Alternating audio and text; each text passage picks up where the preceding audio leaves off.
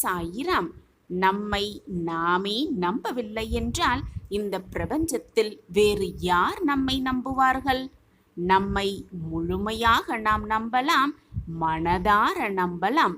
நம்பினால் நடந்துவிடுமா என்ற சிறு சந்தேகம்தான், அந்த சிறு கேள்விதான் சிலரின் வாழ்க்கைக்கு மிகப்பெரிய தடையாகவே இருக்கிறது. நம்பினால் நடந்துவிடும் என்று நம்பிக்கையோடு இருக்கலாம், மனதார நம்பலாம், அனைத்தும் நல்ல விதமாகவே நடக்கும். ஜெய் சாயிரம், ஜெய் ஜெய் சாயிரம். நம்ம சாயன்பர்கள் எல்லாரும் எப்படி இருக்கீங்க? எல்லாரும் நல்லா இருப்போம். ஓம் சாயிரம். என் அன்பு பிள்ளையே, இன்று இரவுக்குள் நீ நினைத்தது, நீ எதிர்பார்ப்பது, நீ ஆசைப்படுவது எல்லாமே உனக்கு சாதகமாக நிகழப் போகிறது. இது தெரியாமல் தான் நீ புலம்பிக் கொண்டிருக்கிறாய். இதை முழுவதுமாக கேள் என் பிள்ளையே. மகிழப் போகிறாய், சந்தோஷத்தின் ஆர்ப்பரிக்கப் போகிறாய். ஆம் குழந்தையே, நல்லது நடக்கப் போகிறது. என் அன்பு பிள்ளையே, உன்னால் முடியாது என்று சொன்னவர்கள் உன் முயற்சிக்கு வழி கொடுத்தவர்கள் அல்ல என்பதை புரிந்து கொள். மிகப்பெரிய வலிமையை உண்டாக்கினவர்களே அவர்கள்தான் என்பதை தீர்க்கமாக நம்பு. இந்த உலகம் கோழைக்காக படைக்கப்பட்டது அல்லவே அல்ல. ஒருவேளை தோல்வியே வந்தாலும் கூட இங்கிருந்து நீ தப்பி ஓட முயற்சியே செய்யாதே. உனக்கு கிடைத்திருக்கும் அந்த வாழ்விலிருந்து ஓட முயற்சிக்காதே. வரப்போவது வெற்றியோ தோல்வியோ, வெற்றியா தோல்வியா என்றும் நீ கவனித்து கொண்டிருக்காதே. எது வரப்போகிறது என்ற சிந்தனையும் செய்யாதே. வெற்றிக்காக நீ கொடுக்க வேண்டிய உழைப்பை மட்டும் ஓய்வில்லாமல் கொடுத்து கொண்டே இரு, உழைத்து கொண்டே இரு, ஓடிக்கொண்டே இரு, போராடிக்கொண்டே இரு. உன்னுடைய உழைப்பு நிச்சயமாக வீண் போகாது. உன்னுடைய கண்களுக்கு கவர்ச்சியாகப்பட்டதையெல்லாம் தேடி ஓடிக்கொண்டே இருக்காதே. ஆம் குழந்தையே, உன் கண்களுக்கு எதுவெல்லாம் பிரகாசமாக தெரிகிறதோ அதை தேடி தேடி ஓடிக்கொண்டே இருக்காதே. பார்ப்பது அனைத்துமே நிஜமாக இருக்காது, நிழலாக கூட இருக்கும் என்பதை புரிந்து கொண்டு செயல்படு. உன் வாழ்வில் மாற்றத்தக்க அதிசயம் நடைபெறுவதற்கான அத்தனை சாத்தியக்கூறுகளும் உருவாகி இருக்கிறது என் குழந்தையே. நடப்பது எல்லாம் நன்மைக்கே என்று எடுத்துக்கொண்டாலே போதும், வாழ்வு இனிமையானதாகவே இருந்து கொண்டே இருக்கும். நாம் நினைப்பது ஒன்று, ஆனால் நிகழ்வது வேறு என்று அதிகமாக மனதை போட்டு வருத்தி கொள்ளாதே. உன் வாழ்க்கையில் இப்பொழுது நடப்பது கனவா நனவா என்று நீயே அதிசயிக்கும் வண்ணம் உன் வாழ்வில் பல அற்புதங்களை நான் நிகழ்த்தி காட்டுவேன். உன் சாயப்பா உன்னோடு இருக்கும் வரை நீ எதற்குமே கவலையோ வருத்தமோ வேதனையோ பட வேண்டிய அவசியமே இல்லை. உனக்கு கிடைத்திருக்கும் இந்த பொக்கிஷமான வாழ்க்கையை, அதைவிட அந்த பொக்கிஷமான நேரத்தை மட்டும் எப்பொழுதும் வீணடித்தே விடாதே. உனக்கான கால நேரம் வரும் பொழுது எல்லாம் உனக்கு சுகமானதாகவே நடக்கும், சுகமானதாகவே இருக்கும் என்பதை முழு மனதாக நம்பு. நேரத்தை வீணடிக்காதே. நேரத்தை வீணடித்து கொண்டே உன் வாழ்க்கையையும் வீணடித்து விடாதே. எப்பொழுதும் தன்னம்பிக்கையோடு இரு, தைரியமாக இரு, உழைத்து கொண்டே இரு, போராடிக்கொண்டே இரு. வாழ்க்கையை வென்றே காட்டிவிடலாம். நம் வாழ்க்கை வாழ்வதற்காகவே என்பதை தீர்க்கமாக உன் மனதில் பதிய வைத்துக்கொள். அப்படி இருந்து பார், நம் வாழ்க்கையில் நடப்பது கனவா அல்லது நிஜமா என்று நீயே ஆச்சரிக்கும் வண்ணம் பல அற்புதங்கள் உன் வாழ்வில் நிகழ்ந்து கொண்டே இருக்கும். சர்வ நிச்சயமாக நிகழ்ந்து கொண்டே இருக்கும். சாயப்பா இருக்க உனக்கு ஏன் மனக்கவலை? ஜெய் சாயிரம், ஜெய் ஜெய் சாயிரம். சாயிராம் சாயிராம். ஒரு கடற்கரையில் ஒரு சிறுவன் ரொம்பவே சோகமாக உட்கார்ந்திருந்தான். நீண்ட நேரமாக அவன் சோகமாக உட்கார்ந்திருப்பதை பார்த்த ஒரு முதியவர் அவனை நெருங்கி வந்து, ஏனப்பா இப்படி சோகமாக உட்கார்ந்திருக்கிறாய் என்ற கேள்வியை எழுப்புகிறார். உடனே அந்த சிறுவன் அந்த பெரியவரை பார்த்து, நான் ரொம்ப ஏழ்மையான குடும்பத்தில் பிறந்தேன், ஏழ்மையாக வளர்ந்து கொண்டிருக்கிறேன். நான் என் வாழ்க்கையை எப்படி வாழப்போகிறேன் என்றே தெரியவில்லை. எனக்கு ஒரே குழப்பமாக இருக்கிறது. அதனால் நான் கவலையாக உட்கார்ந்திருக்கிறேன். அடுத்து என்ன செய்வதென்றே எனக்கு தெரியவில்லை என்று கவலையோடு சொல்லிவிட்டு அழத் துவங்கினான் அந்த சிறுவன். அவன் கூறுவது அனைத்தையும் கேட்ட அந்த பெரியவர், வாழ்க்கையில் மிக கஷ்டத்தோடு இருக்காதே, கவலையோடு இருக்காதே. என்னிடம் நிறைய பொற்காசுகள் இருக்கிறது. அதை தினமும் நான் உனக்கு சரிசமமாக 24 தங்க காசுகளை தருகிறேன். தினமும் அதை காலையில் இங்கே வந்து என்னிடம் வாங்கிவிட்டு உன்னுடைய கஷ்டத்தையும் உன் வாழ்க்கை கஷ்டத்தையும் உன் குடும்ப கஷ்டத்தையும் தீர்த்துக்கொள் என்று கூறுகிறார் அந்த பெரியவர் அந்த சிறுவனை பார்த்து. உடனே சந்தோஷமாக அந்த சிறுவன் தன்னுடைய வாழ்க்கையின் நிலைமையை நினைத்து பார்த்து இதுதான் சரியான முடிவாக இருக்கும் என்று அந்த பெரியவரிடம் 24 தங்க காசுகளை பெற்றுக்கொண்டு சந்தோஷமாக தன் வீட்டை நோக்கி செல்கிறான். அந்த 24 தங்க காசுகளை எடுத்துக்கொண்டு வீட்டிற்கு செல்லும் வழியில் அவன் கண்களில் என்னென்ன தென்படுகிறதோ அனைத்தையும் பார்த்து வாங்கிக் கொள்கிறான். என்னென்ன உணவு தென்படுகிறதோ அனைத்தையும் பார்த்து வாங்கி ருசித்தும் பார்க்கிறான். அது மட்டும் அல்லாமல் தான் விளையாடுவதற்கு என்னென்ன பொருட்கள் அவன் கண்களுக்கு தென்படுகிறதோ அனைத்தையும் வாங்கி சந்தோஷமாக விளையாடுகிறான். வீட்டிற்கு போவதற்கு முன்பாக அந்த 24 தங்க காசுகளையும் செலவழித்துவிட்டு வீட்டிற்கு செல்கிறான் அந்த சிறுவன். மறுநாளும் அதே கடற்கரைக்கு செல்கிறான் அந்த சிறுவன். அந்த பெரியவர் அவனுக்கு அதே நாளும் 24 தங்க காசுகளை தருகிறார். அதை வாங்கி கொண்டு அவன் சாப்பிட இயலாத அந்த உணவுப் பொருட்களை மீண்டும் சாப்பிட்டு ருசி பார்க்கிறான். வாங்க முடியாத பொருட்களை மீண்டும் வாங்கி அழகாக சந்தோஷமாக வாழ்கிறான். பிறகு அந்த தங்க காசுகளை சிலவற்றை பயன்படுத்தி தன்னுடைய குடும்பத்திற்காகவும் தன்னுடைய அம்மாவிற்கும் தேவையான பொருட்களை வாங்கி கொண்டு வீட்டிற்கு செல்கிறான்.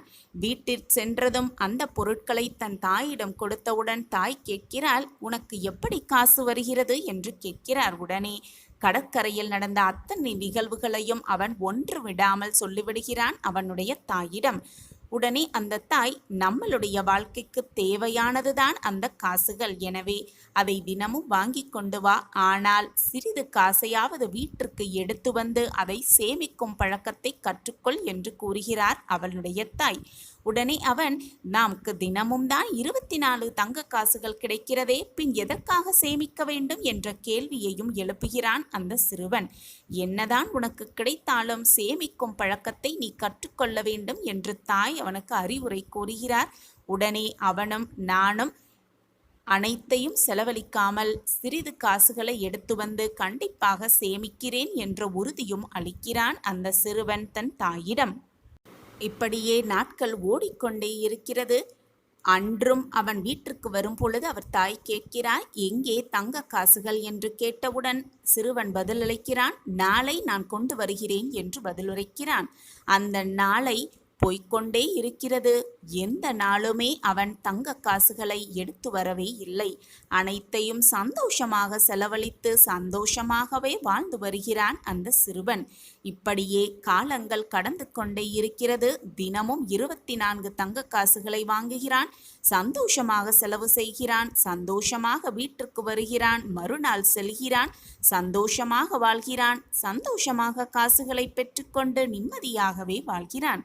இப்படியே அந்த சிறுவன் பெரியவனாக வளர்ந்து விடுகிறான். அப்படி ஒரு நாள் அவன் வீட்டிற்கு பெரியவனாகி வரும் பொழுது அவனுடைய தாயின் உடல்நிலை மிக மோசமாக இருந்தது. அவனிடம் பணம் இல்லாததால் மருந்து வாங்கக்கூட பணம் இல்லாமல் தவித்தான். அப்பொழுதுதான் அவனுக்கு புரிந்தது சேமிப்பு வைக்காததனாக்கான அர்த்தம் என்னவென்று. அப்பொழுதுதான் அவனுக்கு புரிந்தது. உடனே தெளிவான முகத்தோடு, நாம் நாளை காலையில் சென்று அந்த கடற்கரையில் 24 தங்க காசுகளை வாங்கி கொண்டு மருந்து வாங்கிவிட வேண்டும் என்று முடிவுக்கு வந்தவனாய் அடுத்த நாள் கண் விழிக்கிறான். அன்றும் நம்பிக்கையோடு அவன் கடற்கரைக்கு செல்கிறான். ஆனால் அந்த முதியவர் அங்கு இல்லை. தேடி தேடி பார்க்கிறான். ஆனால் அந்த முதியவர் இல்லவே இல்லை. மிகவும் மனவேதனையாக நமக்கு இனி 24 தங்க காசுகள் தேவையே இல்லை. ஆனால் இந்த ஒரு நாளைக்காவது அந்த 24 தங்க காசுகள் இருந்தால் நம் வாழ்க்கையை, நம் தாயின் மருந்தை வாங்கிவிட்டிருக்கலாமே. நாம் அதை சேமிப்பதற்கான அர்த்தத்தை இப்பொழுது நாம் புரிந்து கொண்டோம் என்று மிக மன வருத்தத்தோடு அப்படியே சரிந்து உட்கார்ந்து விடுகிறான் அந்த சிறுவன். நாமும் அதே போலதான் நமக்கு கிடைத்திருக்கும் இந்த பொக்கிஷமான 24 மணி நேரத்தை தேவையில்லாத பல செயல்களை செய்து, தேவையில்லாத பல சிந்தனைகளை செய்து வீணடித்து கொண்டே இருக்கிறோம். ஆனால் பல நேரத்தை இப்படியே செலவழித்து சில முக்கியமான வேலைகளை செய்யும் தருவாயில் அந்த நேரம் நமக்கு கிடைக்காமலேயே போய்விடுகிறது. ஒரு நிமிடம் கிடைத்தால் போதும், ஒரே ஒரு நொடி கிடைத்தால் போதும் என்ற நேரமும் நமக்கு வரும். அந்த நேரம் வரும் பொழுது நாம் அப்படி அந்த நேரத்தை செலவழிக்கிறோம் என்பது இருக்கிறது நம்மளுடைய நிறைவான வாழ்வு. இப்பொழுது நம் நேரத்தை வீணடிக்காமல் நாம் என்ன செய்ய வேண்டும் என்ற முடிவை எடுக்க வேண்டிய தருணம் இதுதான். நமக்கான நேரம் வரும் வரை பொறுமையாக காத்திருக்கலாம். வந்த பின் அந்த நேரத்தை மிக சரியாக பயன்படுத்தின வாழ்க்கையில் வெற்றி நிச்சயம். நாம் நினைப்பது ஒன்று, நடப்பது ஒன்று என்று ஏக்கத்தோடு காத்திருக்காமல் வருவதை அப்படியே ஏற்றுக்கொண்டு எது நடந்தாலும் நமக்காக நல்லதற்காகத்தான் நடக்கிறது என்ற தீர்க்கமான சிந்தனையோடு இருக்கலாம். அப்படி இருந்து பார்த்தால் வாழ்வே கனவா நனவா என்று நினைத்து கூட பார்க்க முடியாத அதிசயத்தை நம் வாழ்க்கை நமக்கு கொடுக்கும் என்ற நம்பிக்கையோடு இருக்கலாம். சாயப்பா நம்மோடு இருக்கும் வரை நாம் எதற்குமே கவலையோ வேதனையோ பட வேண்டிய அவசியமே இல்லை. சாயப்பா இருக்க நமக்கு ஏன் மனக்கவலை? இல்லம் தேடி வருவேன். உனக்கு நிகழ்வும் நிகழ்வுகள் எல்லாமே ஏற்கனவே தீர்மானிக்கப்பட்டதுதான், முடிவு செய்யப்பட்டதே. அதில் இன்பம் துன்பம் என்று எதுவுமே நிரந்தரமே அல்ல. நீ துன்பமாக வருந்தும் ஒரு நிகழ்வு மற்றவர்களுக்கு இன்பமாக இருக்கலாம். நீ இன்பமாக ஆனந்தமாக கருதும் ஒரு நிகழ்வு மற்றவர்களுக்கு அதீத துன்பமாகவும் இருக்கலாம். இந்த உலக வாழ்வில் இன்பமோ துன்பமோ எதுவுமே நிரந்தரம் அல்ல. உன்னுடைய எண்ணங்களை பொறுத்துதான் அமையும் இன்பமும் துன்பமும். நீ அதை எப்படி பார்க்கிறாயோ அதை பொறுத்துதான் உன் வாழ்க்கையின் அமைப்பே இருக்கிறது. இன்பம் வந்துவிட்டால் நிலை கொள்ளாமல் ஆடுவதும், துன்பம் வந்துவிட்டால் அப்படியே சரிந்து உட்கார்ந்து விடுவதுமாக இருந்தால் எதையுமே உன்னால் நகர்த்தக்கூட முடியாது. எதையுமே சரிசமமாக பார்க்க பழகிக்கொள். நீ நினைப்பதற்கு மேலாகவே உன் வாழ்க்கையில் மகிழ்ச்சி உன்னை வந்து சேரும்.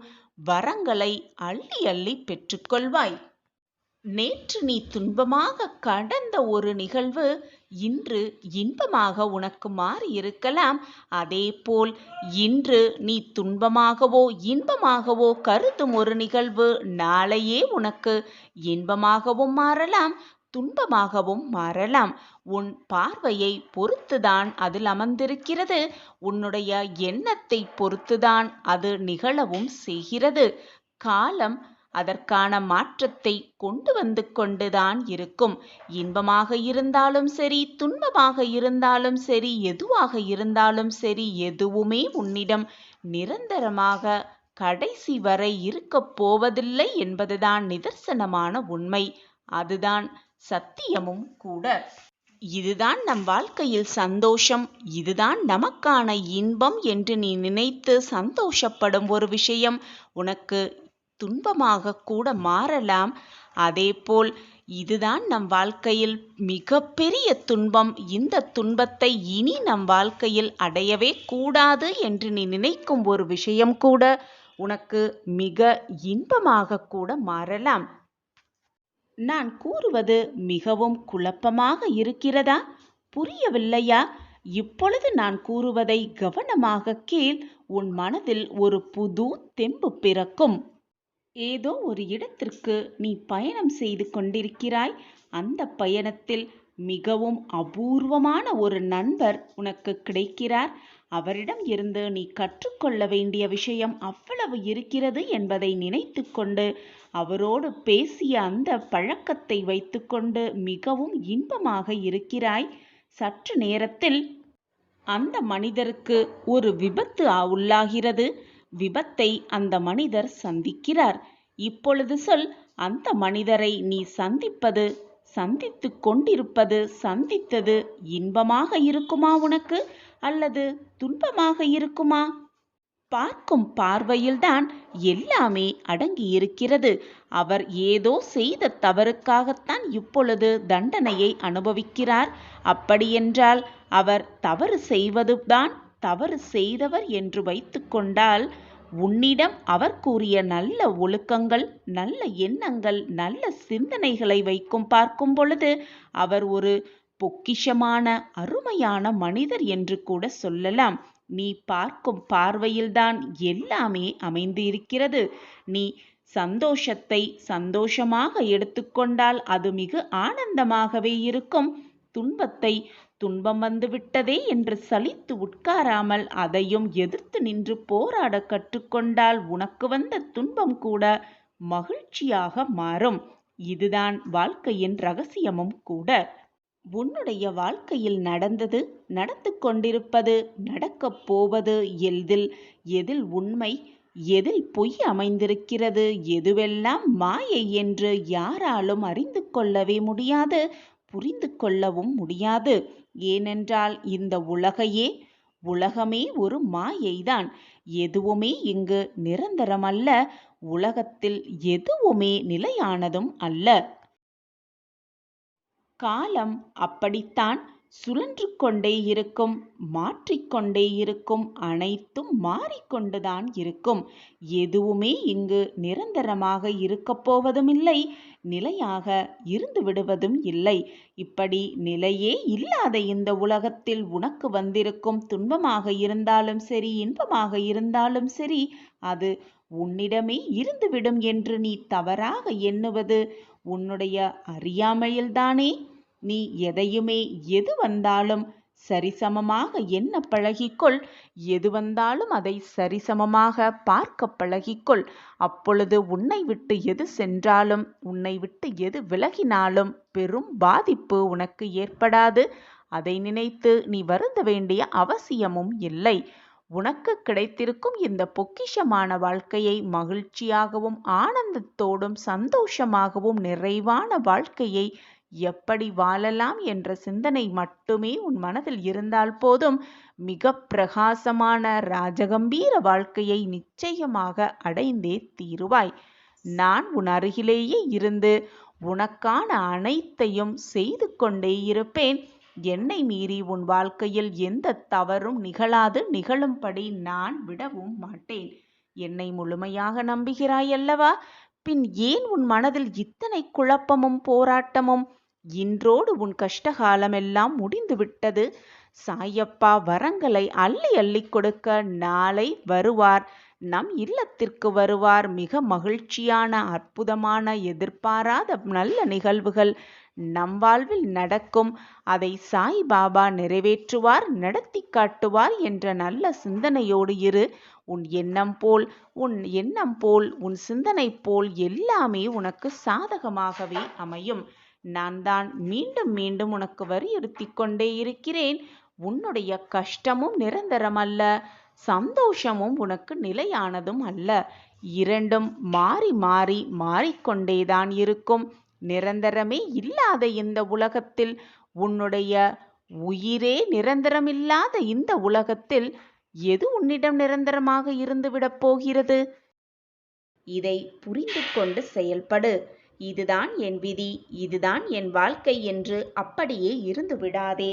விதியை நினைத்து கொண்டு எல்லாவற்றையும் நான் பார்த்து கொண்டுதான் இருக்கிறேன், கிரகித்து கொண்டுதான் இருக்கிறேன்.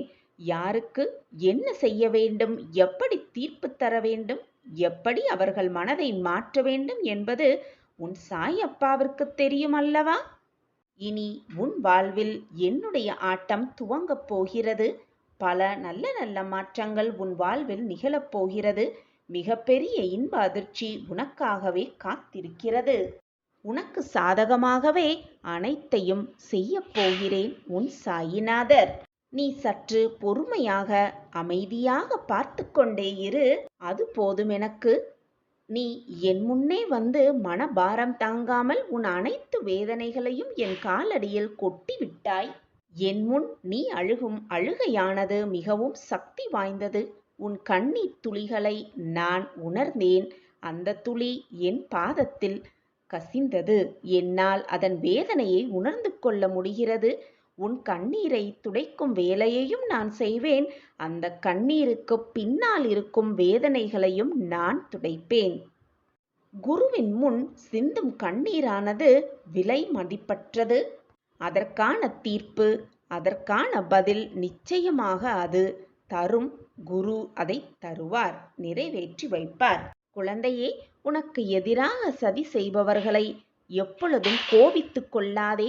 அவர்களை பழிக்கு பழி வாங்க வேண்டும் என்று துடிக்காதே. அனைத்தையும் நான் பார்த்து கொள்கிறேன். ஆனாலும் ஏதாவது துன்பம் நேர்ந்து விட்டாலோ, சோதனை நேர்ந்து விட்டாலோ, இதுதான் என் வாழ்க்கை, இப்படிதான் ஆகப் போகிறது, என் விதி முடியப் போகிறது இப்படியே என்று வெறுமனே யோசித்து உன் மனதை அப்படியே நிறுத்திவிடாதே. உன் வாழ்க்கை ஜெயிப்பதற்கான வழியை ஆராய்ந்து கொண்டே இரு. அதன்படி உன் வழியில் சென்று கொண்டே இரு. தீர்க்கமான சிந்தனையோடு இரு. நம்பிக்கை வார்த்தைகளை மட்டுமே பேசு. தன்னம்பிக்கை, நல்ல எண்ணங்கள் உடைய சொற்களை மட்டுமே உன் மனதில் சொல்லிக்கொண்டே இரு. உனக்கான தைரியத்தை நான் உனக்கு உருவாக்குவேன், நிச்சயமாக உருவாக்குவேன். இது உன் சாயப்பாவின் கட்டளை, வாக்கு, சத்தியம். எப்படி வேணாலும் எடுத்துக்கொள். ஆனால் நடப்பது நடந்தே தீரும். நீ நினைத்தாலும் யார் நினைத்தாலும் அதை மாற்ற முடியாது.